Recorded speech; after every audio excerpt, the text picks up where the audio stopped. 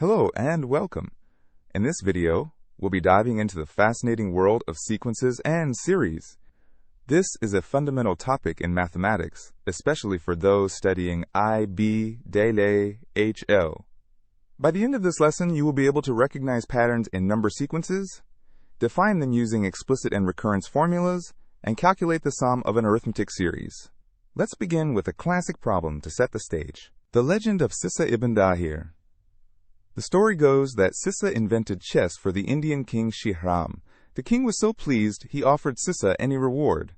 Sissa asked for 1 grain of wheat on the first square of the chessboard, 2 on the second, 4 on the third, and so on, doubling the amount on each successive square. The king, thinking this was a small request, readily agreed. But he soon realized his grave error. The amount of wheat grew so quickly that he owed more grain than existed in the entire world. This story perfectly illustrates the power of sequences and series. So, what exactly is a sequence? In mathematics, a sequence is simply an ordered list of numbers. These numbers are called the terms or members of the sequence, and they are defined by a specific rule or pattern. For example, consider the sequence 3, 7, 11, 15, and so on. The first term, which we denote as u sub 1, is 3. The second term, u sub 2, is 7, and so on. Can you see the pattern here? Each term is 4 more than the previous one. We can describe this pattern in words. The sequence starts at 3, and each term is 4 more than the previous term. This pattern allows us to find any term in the sequence. For instance, the fifth term would be 15 plus 4, which is 19. The sixth term would be 19 plus 4, which is 23. Sequences can be either finite or infinite. A finite sequence has a limited number of terms, while an infinite sequence continues forever. The sequence 3, 7, 11, 15, 19, 23 is a finite sequence because it terminates with the sixth term. The sequence 3, 7, 11, 15, and so on is an infinite sequence because the ellipsis indicates it continues indefinitely. Now, let's look at how we can define sequences more formally. There are several ways to do this. First, we can simply list the terms, as we've already seen. Second, we can give a description in words. Third, we can use a recurrence formula, which defines a term based on the previous terms. And fourth, and most powerfully, we can use an explicit formula, also known as the general term or nth term formula. Let's use a visual example to understand the explicit formula. Imagine a tower of bricks. The first row has 3 bricks, the second has 4, the third has 5, and so on. If we let u sub n represent the number of bricks in row n, we get the sequence 3, 4, 5, 6, and so on. We can describe this in words. The top row has 3 bricks, and each successive row has 1 more brick than the previous row. But how can we find the number of bricks in, say, the 100th row without counting all the way up? This is where the explicit formula comes in. The explicit formula for this sequence is u sub n equals n plus 2. This formula allows us to find any term directly. For example, for the first term, n is 1, so u sub 1 equals 1 plus 2, which is 3. For the second term, n is 2, so u sub 2 equals 2 plus 2, which is 4. It works perfectly. For the third term, n is 3, so u sub 3 equals 3 plus 2, which is 5. The general term, u sub n, is a function where the input, n, is a positive integer representing the term number, and the output is the value of that term. Let's practice using explicit formulas. Our objective here is to evaluate terms of a sequence given its general term. Consider the sequence defined by the general term u sub n equals 3n minus 2. We want to find the first term, the fifth term, and the 27th term. To find the first term, u sub 1, we substitute n equals 1 into the formula. So u sub 1 equals 3 times 1 minus 2, which is 3 minus 2, giving us 1. The first term of the sequence is 1. Next, for the fifth term, u sub 5, we substitute n equals 5. U sub 5 equals 3 times 5 minus 2, which is 15 minus 2, resulting in 13. The fifth term is 13. Finally, for the 27th term, u sub 27, We substitute n equals 27. U sub 27 equals 3 times 27 minus 2. 3 times 27 is 81, and 81 minus 2 is 79. So the 27th term is 79. Let's try another one. This time, the sequence involves an exponent. Evaluate the first 5 terms of the sequence defined by u sub n equals 2 to the power of n. For n equals 1, u sub 1 is 2 to the power of 1, which is 2. For n equals 2, u sub 2 is 2 squared, which is 4. For n equals 3, u sub 3 is 2 cubed, which is 8. For n equals 4, u sub 4 is 2 to the power of 4, which is 16. And for n equals 5, u sub 5 is 2 to the power of 5, which is 32. The first 5 terms are 2, 4, 8, 16, 32. Now let's explore the second way to define a sequence, using a recurrence formula. Our objective is to understand and apply recurrence formulas. A recurrence formula describes the nth term of a sequence using a formula that involves the preceding terms. This means you need to know the previous term to find the current one. A recurrence formula is useless on its own. You must also specify the initial terms needed for the formula to start. For example, the formula u sub n equals u sub n minus 1 plus 3 is incomplete. We don't know where to start. But if we add the condition that the first term, u sub 1, is 7, we can generate the entire sequence. With u sub 1 equals 7, we can find the second term. U sub 2 equals u sub 1 plus 3, which is 7 plus 3, or 10. Then, u sub 3 equals u sub 2 plus 3, which is 10 plus 3, or 13. And so on. Each term is found by adding 3 to the one before it. Let's try another example. This one is a bit more complex. A sequence is defined by u sub 1 equals 1, and u sub n equals 1 divided by the quantity 1 plus u sub n minus 1. We need to find the next 4 terms. We start with u sub 1 equals 1. For u sub 2, we substitute u sub 1 into the formula. 1 divided by 1 plus 1, which is 1 over 2. For u sub 3, we use u sub 2 to 1 divided by 1 plus 1 over 2, which simplifies to 1 over 3 halves, or 2 over 3. For u sub 4, we use u sub 3 to 1 divided by 1 plus 2 over 3, which is 1 over 5 thirds, or 3 over 5. And for u sub 5, we use u sub 4 to 1 divided by 1 plus 3 over 5, which is 1 over 8 fifths, or 5 over 8. The sequence is 1, 1 half, 2 thirds, 3 fifths, 5 eighths, and so on. Notice that the terms are the ratios of consecutive Fibonacci numbers. This is a beautiful connection. Now we're ready to focus on a very important type of sequence, the arithmetic sequence. Our objective is to define and identify arithmetic sequences. An arithmetic sequence, also called an arithmetic progression, is a sequence where each term differs from the previous one by the same fixed number. This fixed number is called the common difference, and we denote it with the letter D. Let's look at some examples. The sequence 2, 5, 8, 11, 14, and so on is arithmetic. The difference between 5 and 2 is 3. The difference between 8 and 5 is 3. The difference between 11 and 8 is 3. Since the difference is constant, it's an arithmetic sequence with a common difference, D equals 3. Here's another one, 31, 27, 23, 19, and so on.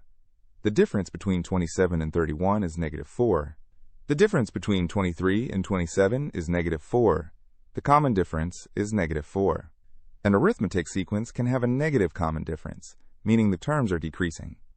Algebraically, we can define an arithmetic sequence using the symbol if and only if. A sequence u sub n is arithmetic if and only if the difference between any term u sub n plus 1 and the previous term u sub n is a constant, d, for all positive integers, n. This means that if you subtract any term from the one that follows it, you will always get the same number. The name, arithmetic, comes from the fact that any term in an arithmetic sequence is the arithmetic mean of its neighbors. If a, b, and c are consecutive terms, then the common difference is b minus a, and it's also c minus b. Setting these equal, we get b minus a equals c minus b. Rearranging this gives 2b equals a plus c, or b equals a plus c over 2. The middle term is the average of the terms on either side.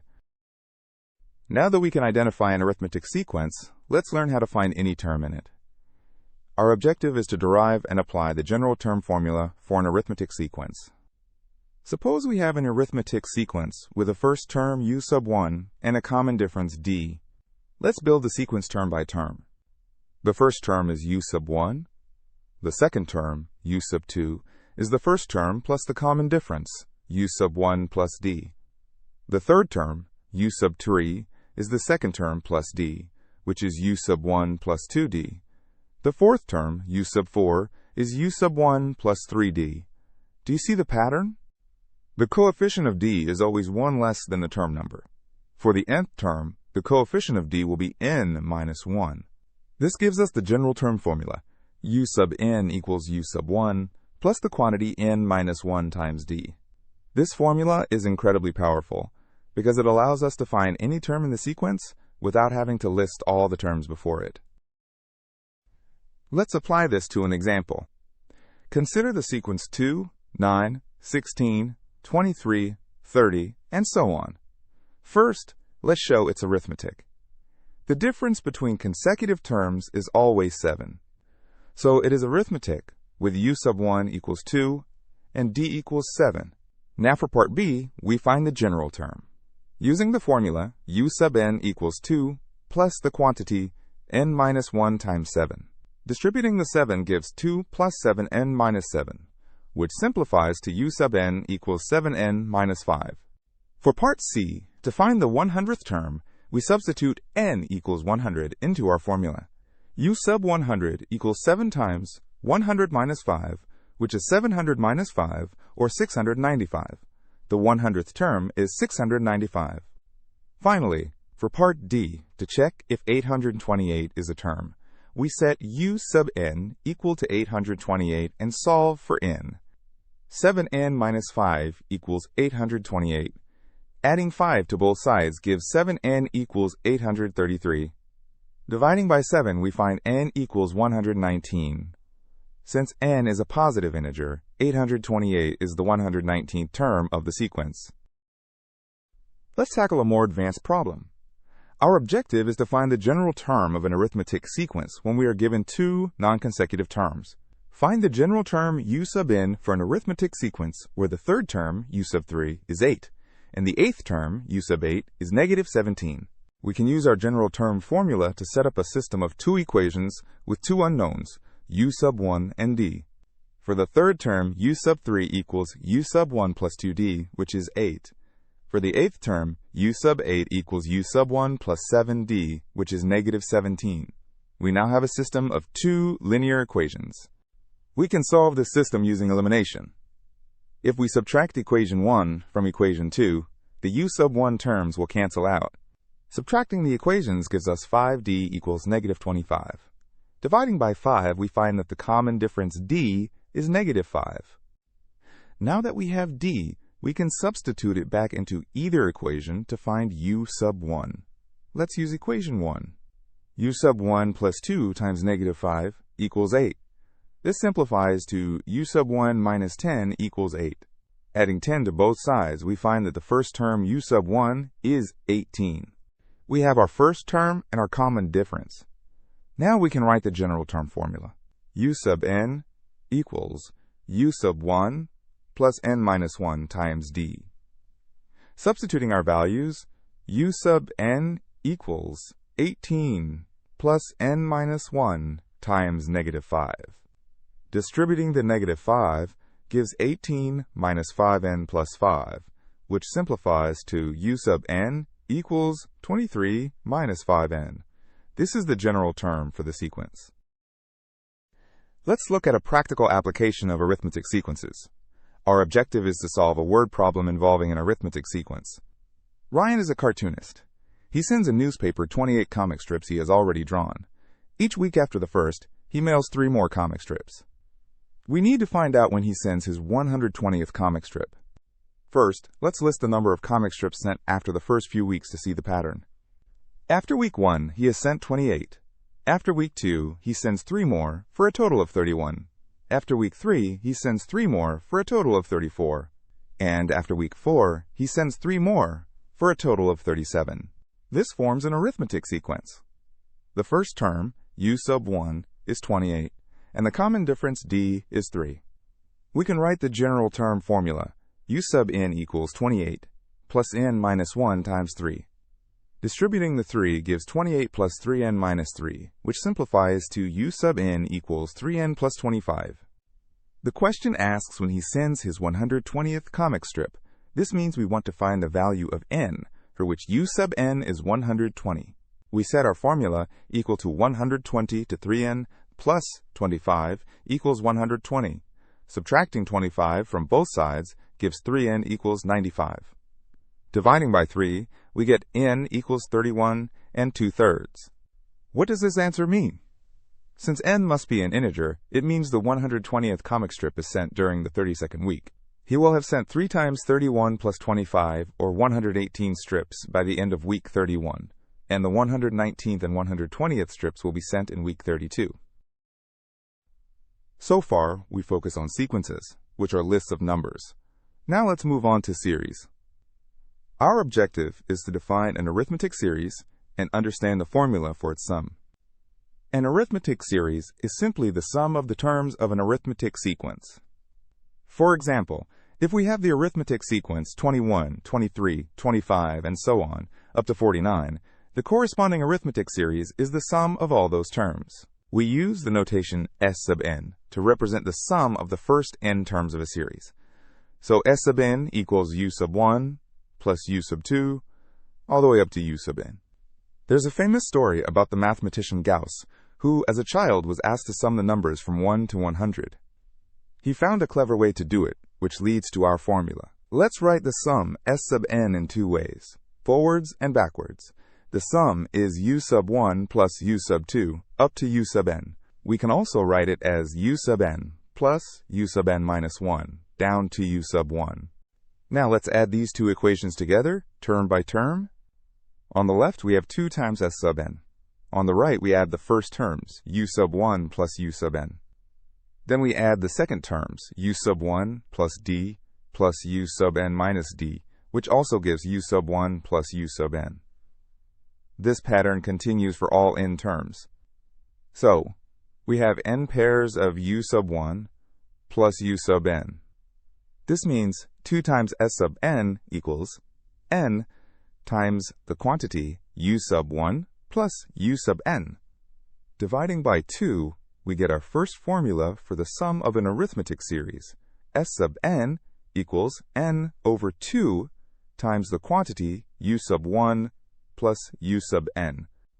This formula is useful when you know the first term, the last term, and the number of terms. But what if you don't know the last term? We can substitute our general term formula, u sub n equals u sub 1 plus n minus 1 times d, into the sum formula. This gives us a second, equally important formula. S sub n equals n over 2 times the quantity 2u sub 1 plus n minus 1 times d. This formula is useful when you know the first term, the common difference, and the number of terms. Let's put these formulas into practice. Our objective is to calculate the sum of an arithmetic series using the appropriate formula. Find the sum of the first 50 terms of the series 4 plus 7 plus 10 plus 13, and so on. First, let's identify the key information. The first term, u sub 1, is 4. The common difference, d, is 3. And the number of terms, n, is 50. Since we know u sub 1, d, and n, the second formula for S sub n is the most convenient to use. Substituting our values, S sub 50 equals 50 over 2 times the quantity, 2 times 4 plus 50 minus 1 times 3. This simplifies to 25 times the quantity 8 plus 49 times 3. 49 times 3 is 147, and 8 plus 147 is 155. Finally, 25 times 155 is 3,875. The sum of the first 50 terms is 3,875. Now for a slightly different type of problem. Find the sum of the series -6 plus 1 plus 8 plus 15, and so on, up to 141. Here we know the first term, u sub 1 equals negative 6, the common difference, d equals 7, and the last term, u sub n equals 141. However, we don't know the number of terms, nan. Our first step must be to find n. We use the general term formula. U sub n equals u sub 1 plus n minus 1 times d. Substituting our values, 141 equals negative 6 plus n minus 1 times 7. Adding 6 to both sides gives 147 equals 7 times n minus 1. Dividing by 7, we get 21 equals n minus 1. So n equals 22. There are 22 terms in this series. Now that we have n, we can use the first sum formula, which is simpler since we know the first and last terms. S sub n equals n over 2 times u sub 1 plus u sub n. S sub 22 equals 22 over 2 times the quantity negative 6 plus 141. This is 11 times 135, which equals 1485. The sum of the series is 1485. Let's work through one more example, this time from a word problem. Our objective is to apply the arithmetic series formula to a real-world scenario. A soccer stadium has 25 sections. Each section has 44 rows. The first row has 22 seats, the second has 23, the third has 24, and so on. We need to find the total number of seats in the entire stadium. This problem can be broken down into two parts. First, we find the number of seats in one section. Second, we multiply that by the number of sections. The number of seats in each row forms an arithmetic sequence. The first term, u sub 1, is 22. The common difference, d, is 1. The number of rows, n, is 44. We need to find the sum of this sequence, s sub 44, to get the total seats in one section. We'll use the formula s sub n equals n over 2 times 2u sub 1 plus n minus 1 times d. S sub 44 equals 44 over 2 times the quantity, 2 times 22 plus 44 minus 1 times 1. This is 22 times the quantity, 44 plus 43, which is 22 times 87. Calculating this, we find that there are 1914 seats in one section. Now for the second part. The stadium has 25 such sections. So the total number of seats is 25 times the number of seats in one section. 25 times 1914 equals 47,850. The stadium has a total of 47,850 seats. We've covered a lot of ground today. Let's quickly recap our key objectives. We started by learning to recognize patterns in number sequences. We then explored two powerful ways to define sequences: explicit formulas, which give us the general term u sub n, and recurrence formulas, which define a term based on previous ones. We then focused on arithmetic sequences, where the difference between consecutive terms is constant, called the common difference, d. We derived and applied the general term formula, u sub n equals u sub 1 plus n minus 1 times d. Finally, we introduced arithmetic series, which are the sums of arithmetic sequences. We learned two formulas for the sum of the first n terms, s sub n, and used them to solve various problems. Understanding sequences and series is crucial for many areas of mathematics, including calculus, finance, and computer science. Keep practicing these concepts, and you'll build a strong foundation. To solidify your understanding, here are 5 practice questions. I encourage you to pause the video and try to solve them on your own before looking at the answers. Question 1. Find the 12th term of the arithmetic sequence, 10, 14, 18, and so on. Question 2.